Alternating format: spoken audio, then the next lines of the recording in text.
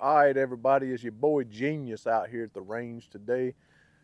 Got my Bible with me, got my GX2 with me. Stay tuned. And smoking my cigar as I do.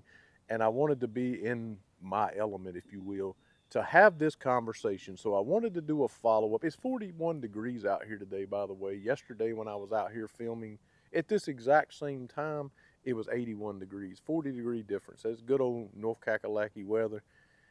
Either way, I wanted to do a follow up to the video I did about not being able to trust 75%. I started out at 65. A lot of people said it should be 85 or 90. I met them in the middle, if you will. I don't disagree. It's probably that high. It's a crapshoot, to say the least. And so I wanted to have a conversation after looking at the comments, most of them, if not all of them, being positive. I wanted to kind of look through them, kind of skim through them, get a scheme, if you will, or a theme, should I say, of what people's thoughts were on what I had to say. I would have never thought the video would have been as popular as it was. And then I wanted to kind of do a follow up to that to kind of tell people, not just where I'm at with the channel, but why I started the channel. I think I've alluded to this a few times, but never really actually, told the story. So, years ago, my early or mid, should I say mid to late 20s, and then my early 30s, I'm 48 years old now. Back then, money meant a whole lot more to me than it does now, right? I mean, I was starting a business. There was more paycheck to paycheck. I had two girls at home that were, getting ready to prepare to head off to college. And so, money meant more to me. But I still like to buy guns. I still believed in exercising my Second Amendment right and defending myself and my family. So, I would sit around and I would watch these videos on YouTube and read these articles because where else would I be getting information, right? I mean, I didn't know where else to find a review on a gun. Ask someone in a gun store, are they going to be biased too? Do they just want to sell you something? I didn't know what to do, right? YouTube is the only place I knew to turn. So I did. And I would always find great reviews on the product that I wanted to purchase every single time. I don't recall if I did. I don't recall seeing a bad negative review. I just don't, you know. So it gave me peace. It gave me comfort. I would run down to the store, the gun I was looking at that I thought would suit and fit my needs. I'd go down there, I'd pick it up, and in some cases, not all cases, but in some cases, it was a complete piece of crap. I couldn't depend on it, and I was distraught. So just like a young man I seen walking around in a gun store yesterday, my heart really went out to him, in so much that I almost just offered was going to offer to give him the money to buy the gun that he wanted to buy if he found him one he wanted. I just felt bad, like you could see on his face, the struggle. I'm getting ready to spend my hard-earned money. He looked like he was probably, in construction or something, well put together, but he was just distraught, just kind of pacing, chewing his fingernails at the gun cabinet. Well, I was there. That's where I was at. And he's probably thinking, like, which one should I get? I don't know. Can I trust what I saw on YouTube or wherever he was doing his research? And so I didn't say anything to him. I don't like to be that guy in the store, but that's where I was at. I'd go in, buy its POS. I'd go back to the gun store and I would talk to maybe the owner or one of the sales guys. Like, yeah, man, that thing's a POS. Well, why didn't you tell me that when I purchased it? Well, I don't get into that, And if someone comes in here and buys it, I assume it's what they want. I don't try to talk people out of buying stuff. It's for sale, so you bought it. That's that. And I've slowly begun to realize that I just couldn't trust what I saw on YouTube. Well, as the years went on, money became less of an object or an issue for me. The Lord really blessed, and I was able to accumulate a small little collection of guns. It became more easy at that point. I got to a point where I'm like, I think I have enough guns that I can start a YouTube channel. It probably won't be much of nothing, but I have enough guns for it to be relevant in the short term anyway, right? So I started the channel, and this is why I started the channel. Because my goal was to get to a place. I don't think I'm there yet. I don't think I'm big enough yet. I don't think I'm popular enough yet. It may never be. I wanted to get to a place where I had enough influence that I could change the narrative, that I could make a positive change, that I could hold manufacturers accountable by putting up honest reviews. If it's bad, it's bad. Say as much. Don't be a prick about it. Just say, this is horrible. This happened. This should not have happened.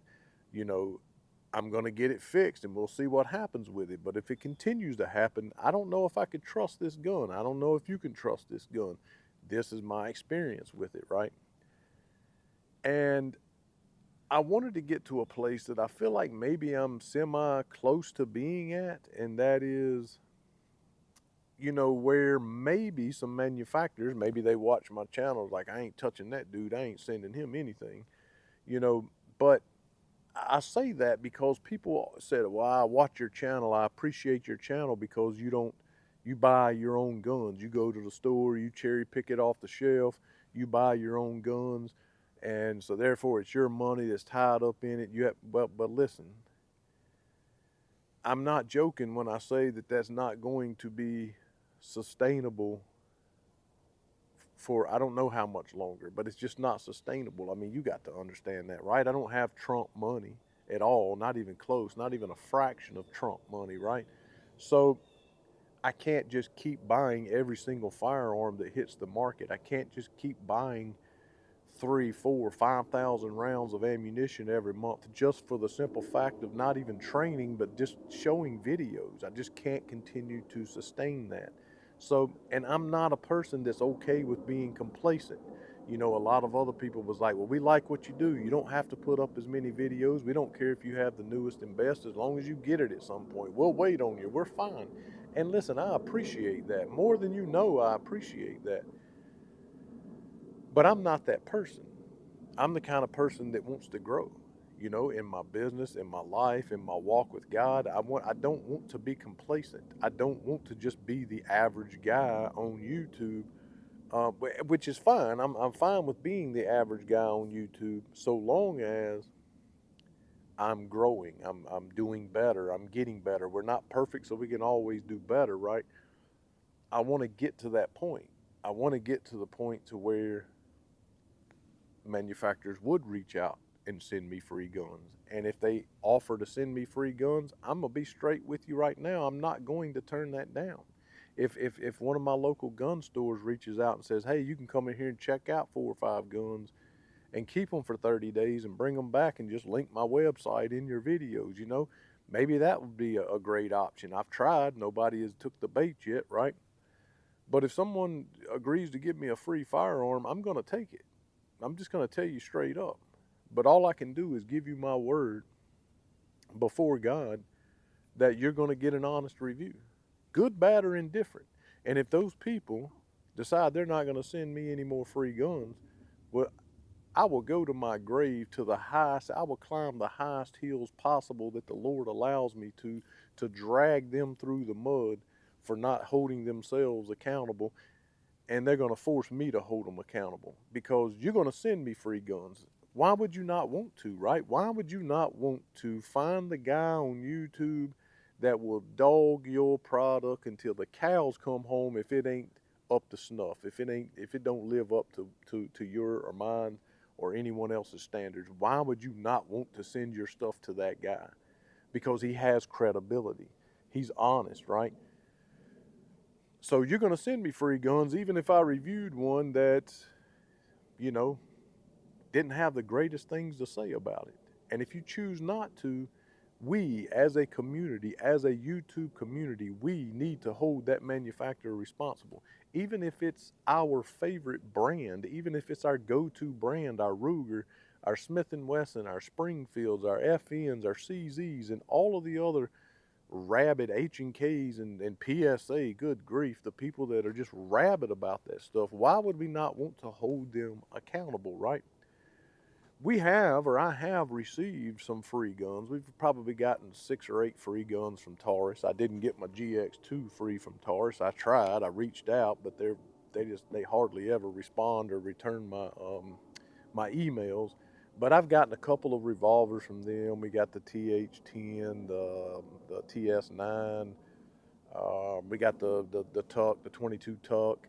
We've gotten a few things from them, and I didn't always have the nicest of things to say about some of them, especially the 22 Tuck, but they've always still sent me guns, that's honorable, right? In my opinion. So I bring all that up to say this. So I don't know all the ins and outs of it, but I just did a review on a Dira, what was it, a DY9, right? It was a Rock Island, and I didn't have anything bad to say about the gun. Well, this company or this importer or whatever they are, Dira, reached out to me. I don't know. Again, I'm gonna screw this up, but there's some type of that. So RIA used to be imported through. I can't remember, Century Arms maybe. I don't remember. And Dira's gonna start importing stuff, but it has the Dira name on it. I'm not sure how it works out, but it's basically seems like it's Rock Island products, but it's been imported by Dira. Totally could be wrong about that, but I don't care. I just know that Dira's name, like on the DY9, will be on these products, okay? They reached out to me and they told me that they really, really liked the way that I, you know, went out, purchased my own gun in the store, did the review, paid for it with my own money, picked it up off the shelf. They liked how that all, you know, how it was perceived by my viewers, right? And they wanted to propose an offer. I said, okay, what is it? Well, there's specific guns we would like for you to review, but rather than us sending you one and cherry picking and polishing it a little better or whatever other manufacturers do when they cherry pick and send a reviewer a gun, we want you to go to your local gun shop of choice, not online, your local gun shop of choice, and we want you to pick our product up off the shelf. Just pick one out of the showcase. Once you do that, before you ever review it or put up a single thing on YouTube, we want you to upload the receipt to us via email, and we will reimburse you the entire amount for that gun. Okay? Once you do the review, whether the review is bad, in fact, we want you to say what ain't right, what could be better, or what does not work like it should. We want you to say that, and after you put up the review, we'll reimburse you $100 for ammunition, right? What do you guys think about that? I mean, I think I'm asking you, but I've already kind of signed the contract with them to do that once the gun actually comes in stock, because in the contract it says that it doesn't matter if the review is negative. It just doesn't matter. Before I ever put it up, they're going to reimburse me for the gun. I get to keep the gun. Obviously, it's my gun.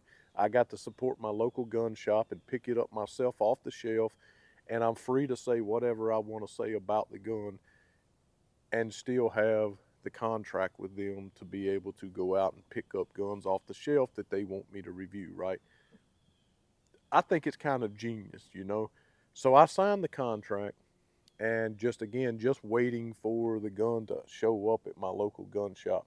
So maybe some gun manufacturers could take notes on that kind of thing. Maybe some of my local gun shops could allow me to check out guns like Hitcock does with buds or what have you. And there's ways to do this that I can get these guns without spending my money and costing me a fortune and putting me in a position where I'm not able to do these reviews anymore, or not able to do them at the rate that I've been doing them, or the newest and best, okay? So what are your guys' thoughts about that? And I wanted to take a moment to tell you why I started the channel, because I wanted to change the narrative, and I wanted people like that young man in the gun store yesterday.